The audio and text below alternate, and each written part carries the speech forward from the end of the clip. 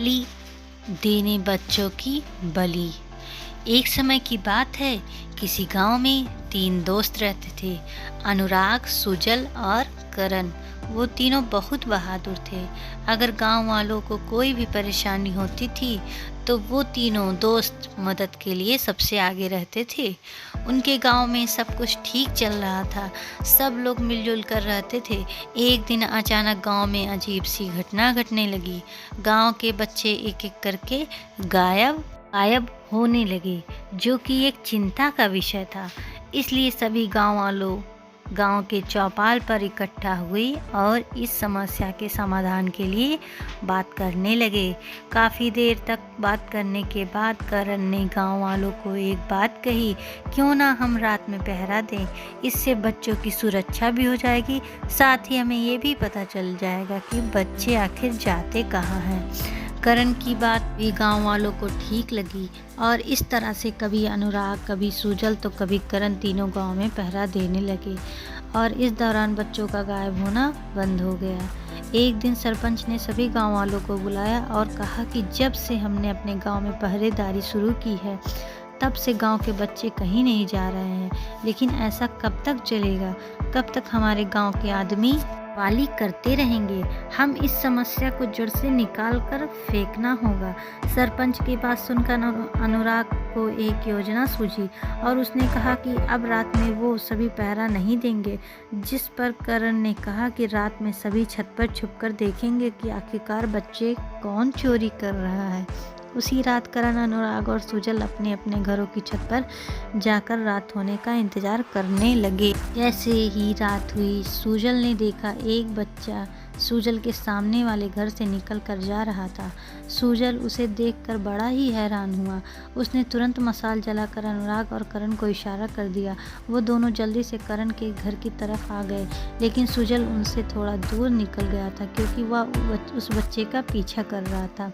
सुजल ने बच्चे को ध्यान से देखा तो उसे कुछ अजीब सा लगा। देखा कि बच्चे की आंखें बंद थी और वो कुछ धीरे धीरे बोल रहा था, मैं आ रहा हूँ, मेरा इंतजार करना।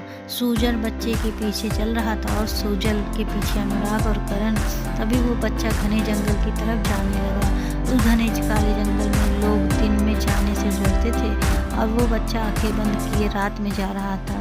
ये देखकर तीनों हैरान हो गए, लेकिन वहाँ अचानक जोरों से आंधी चलने लगी। पेड़ों के पत्ते जोरों से हिलने लगे और वो बच्चा वहाँ से गायब हो गया, जिसे देख सभी हैरान हुए और जंगल की ओर निकल आए।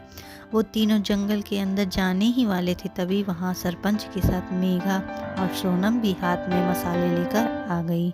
इसके बाद वो सभी जंगल के अंदर चले गए। थोड़ी दूर जाने के बाद उन्होंने देखा कई जानवर वहाँ पर मरे पड़े थे और उनको देखकर ऐसा लग रहा था कि जैसे किसी ने उन्हें नोच कर खाया हो। ये सब देखकर अनुराग कहने लगा, यहाँ ज़रूर कोई ना कोई गड़बड़ है जो हमें पता नहीं चल पा रहा। वो बच्चा किसी मुसीबत में ना पड़ जाए, हमें जल्दी ही उसे ढूंढना होगा। अनुराग की बात सुनकर सभी उस बच्चे को ढूंढने लगे। अब वो सभी जंगल के बिल्कुल बीचों बीच पहुँच गए थे और बहुत थक भी चुके थे। वो एक जगह रुके, तभी मेघा को कोई किसी तंत्र मंत्र की आवाज़ सुनाई दी। मेघा के ऐसा कहते ही सभी चुपचाप आवाज़ सुनने लगे। तभी उन सभी को भी वह पर मंत्र पढ़ने की आवाज़ सुनाई दी। अनुराग ने हाथों से इशारा करते हुए कहा, आवाज़ की तरफ चलने को। सभी आवाज़ की तरफ बढ़े तो उन्होंने देखा, उसे देखकर उन सबके होश उड़ गए। वहाँ पर एक जगह आग जल रही थी, उसके चारों ओर वो बच्चे बैठे हुए थे जो गांव से गायब थे और वो बच्चा भी जिससे के पीछे अनुराग, सुजल और करण कर जा रहे थे। वो सभी बच्चे आंखें बंद करके बैठे थे। हर बच्चे के आगे एक पौधा लगा हुआ था। ऐसा लग रहा था जैसे उसको किसी ने अपने वश में कर लिया हो। वहाँ पर एक डायन जो दिखने में बहुत भयंकर थी, बच्चों के चारों ओर चक्कर लगा रही थी। उसके हाथ में एक खून भरा प्याला भी था और वो मंत्र पढ़ पढ़ कर बच्चों के ऊपर खून डाल रही थी। सभी उस डायन के पास जाकर खड़े हो गए और करण गुस्से से बोला, कौन हो तुम और इन बच्चों से क्या चाहती हो? डायन, पहले ये बताओ तुम कौन हो और यहाँ क्यों आए हो? तुमने मेरी साधना में विघ्न डालने की हिम्मत कैसे की? मैं इन बच्चों की बलि चढ़ाकर काली शक्तियों पर और इस दुनिया पर राज करूंगी। ये सुनकर गांव के सरपंच ने करण से धीरे से कहा, सरपंच करण, मुझे एक बात समझ नहीं आ रही। करण, हाँ, इसके पीछे जरूर कोई राज है। सुजल, अनुराग, तुम दोनों इस डायन को बताओ, बातों में उलझाओ। मैं मेघा और सोनम के साथ उन बच्चों को बचाने में लग जाता हूँ। ये हर बच्चे के आगे एक पौधा क्यों लगाई है?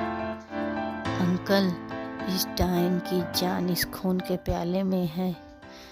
इस प्याले को आग में डालने से ये मर जाएगी। करण ने मेघा और सरपंच और सोनम से उन बच्चों को वहाँ से ले जाने के लिए कहा और करण, अनुराग और सुजल अकेले ही उस डायन से लड़ रहे थे। डायन तीनों में से किसी को भी खून के प्याले के पास नहीं जाने दे रही थी, लेकिन फिर भी अनुराग ने जल्दी से खून का प्याला उठा लिया और उस खून के प्याले को आग में डाल दिया। डायन चिल्लाने लगी। अब डायन पूरी तरह से जलकर राख हो चुकी थी। तीनों दोस्त गांव की तरफ लौटे। गांव के सभी लोग अपने बच्चों को देखकर बहुत खुश हुए और उन्होंने अनुराग, करण और सुजल को धन्यवाद दिया। अब वो तीनों गांव के हीरो बन चुके थे।